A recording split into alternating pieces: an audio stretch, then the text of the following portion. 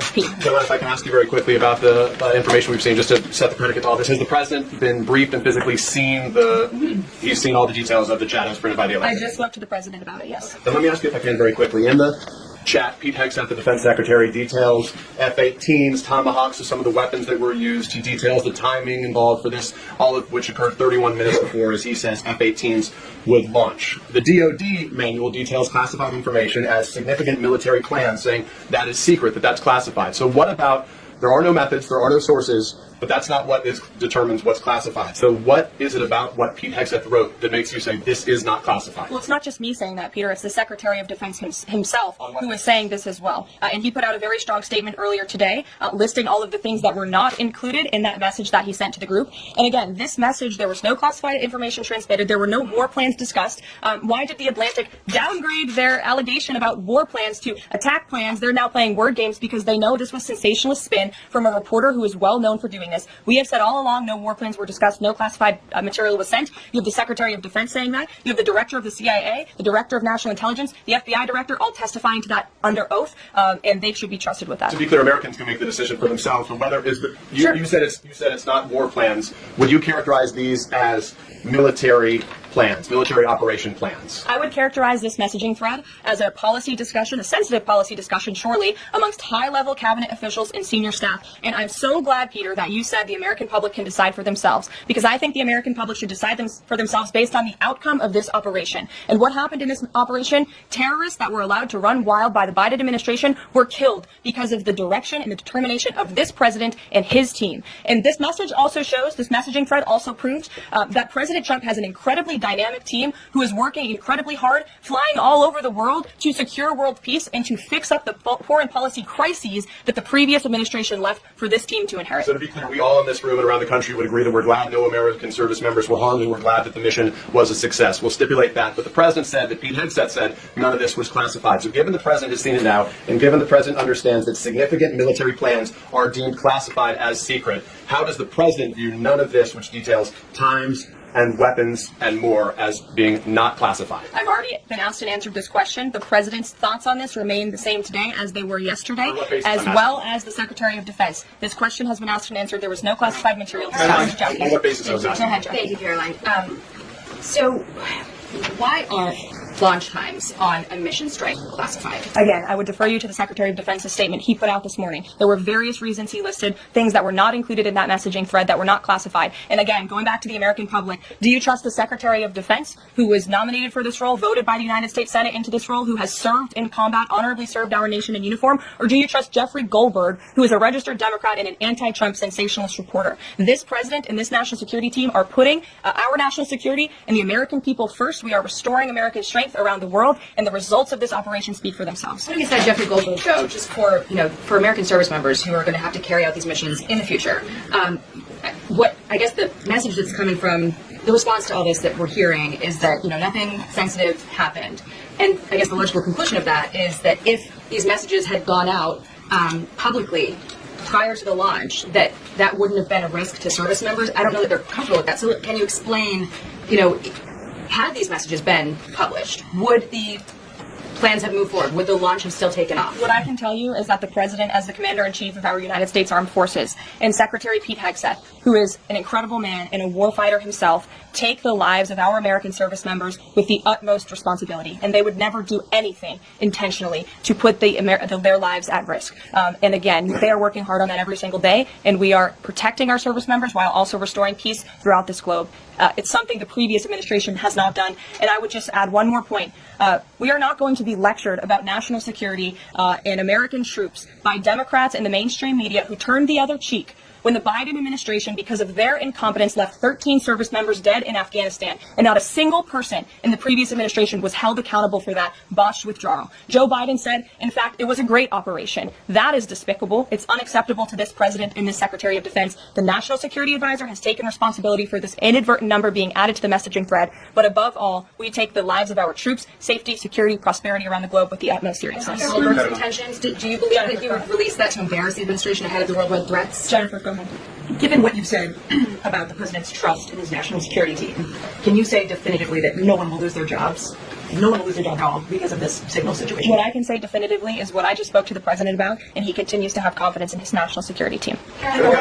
One more, can I ask one more, Karen? On the targets of Yemen on March 15th. Can you say were 100% of the targets that were planned for March 15th, were they all destroyed? Because that would be an indication if some of them were moved, but they were not all hit, that maybe perhaps some of the enemies were able to get some of the information in that signal. What I can say about the operation is what the Department of Defense has put out there. I would refer to them for any further operational details. But there have been more than 100 strikes conducted against Houthi targets, and they have hit key Houthi leaders, air defense systems, command and control nodes, headquarters, weapons manufacturing and storage facilities. And these operations will continue until the freedom of navigation in our seas is restored and U.S. shipping can safely transmit without the fear of attack. And again, we believe that this has been a very successful operation thus far, and it will continue until this administration feels it no longer has to, and these terrorists have been taken out, which again is something the previous administration should have done, but they didn't, and now we've inherited this crisis. Stephen. Thank you, Caroline. I'd like to clarify something about the investigation and also ask about some conservative commentary.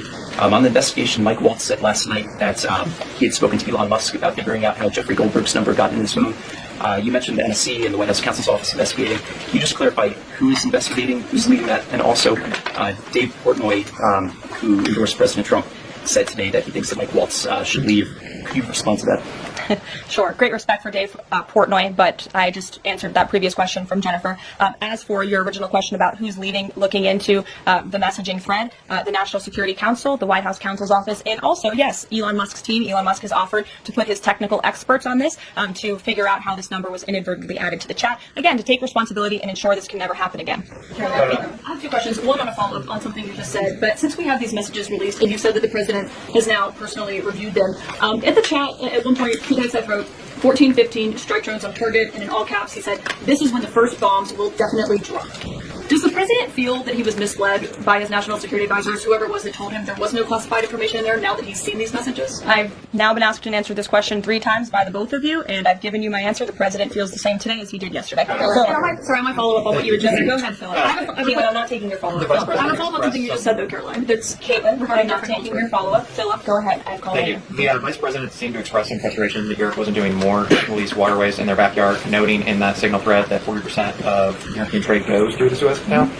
Does the President share that opinion and frustration? And then going forward, should the Europeans be responsible for policing that waterway? Well, the president was asked this question yesterday by the pool in the cabinet room, and he answered this question. He said yes, he believes that Europe has been, as the vice president put it, freeloading on the backs of American taxpayers and off the backs of the United States of America, and he wants to ensure that Europe pays their fair share. He's always been very honest and upfront about that, and I think the vice president shares those concerns with him as well. Sure. Enlisted soldiers, sailors, and Marines would face consequences if they shared this type of information inadvertently with a reporter. Can you tell us more why the President is so willing to give Mike Waltz a mulligan here? Again, I have now been asked and answered this same question using different language multiple times. If anybody has another question, there's a lot of different things going on in the room. We have tariffs possibly being implemented later today. The President is going to talk about that at 4 o'clock this afternoon. Okay, thank you for taking my question. I wanted to first and foremost thank the administration for the election integrity executive order, because so many journalists for 4 years were banned from talking about this very subject. So thank you to the administration for that. My question is, yesterday President Trump, when signing the order, said that there's more to come when it comes to election integrity. Would that include same-day voting and hand-counted paper ballots? And why are Democrats so against election integrity measures like obviously proven citizenship when it comes to voting in a United States election? Well, it's a very good question. You'll have to ask the Democrats why they're against so many common sense things, not just mandating voter ID. Why are they against men and women's sports? Why are they against deporting foreign terrorists from American soil who have been designated a foreign terrorist organization? I'm referring to Tren de Aragua. As for the election integrity executive order that the president signed yesterday, this is in an effort to restore trust in American elections. There were more than 10 steps taken, 10 executive actions taken throughout this one order. It directs the department, or the attorney general rather, in Homeland Security to prevent non-citizens from any involvement in administering elections. There's also another host of actions. We can provide the fact sheet for you, but it's a very strong election integrity executive order, and the president would also like to see Congress do something about this very important issue. Sure. Caroline, the Republicans and Democrats alike have been expressing some concern about the frequency in which senior Trump officials have been using their Signal app. Has there been discussion, or will there be a review about how often they use Signal, and if you could explain to us how they might be considering other applications to get away from something like this happening again? Sure. Well, again, first of all, Signal has been an approved app for government use. It's an encrypted app, and as I said, it's the most safe and efficient way of communicating, especially when people can't be in a skiff or inside a room physically together. I think, as the president said yesterday, he wishes that everybody could be in the room, and it's our goal to ensure that everybody can be. But again, no classified information was discussed in this chat, and anytime classified information is discussed amongst high-level officials across this administration, secure lines of communication are used, including, by the way, our special envoy, Steve Witkoff, who I understand the Wall Street Journal erroneously reported that he was on this Signal chat on a personal device while in Moscow. That is absolutely false. Steve Witkoff did not have his personal device, nor did he have his government device with him. He was given a classified, protected server by the United States government, and he was very careful about his communications when he was in Russia. So rest assured to the American public, this administration is taking every precaution when it comes to protecting our national security. And that's why the American people reelected this president, because they know that our national security is in good hands with the President of the United States. Speaking of the Vice President, I understand he's going to be speaking any moment now. I would hate to counter-program the Vice President of the United States. You'll also hear from the President at 3 o'clock. He will be honoring Women's History at the Women's History Month celebration. We have a lot of great women across our cabinet who will be in attendance, so we'll see you all there. And then you'll also hear from the President again at 4 o'clock when he talks about tariffs. So plenty of time for more questions. Sorry it's a bit shorter today, guys. We'll see you later. Democrat and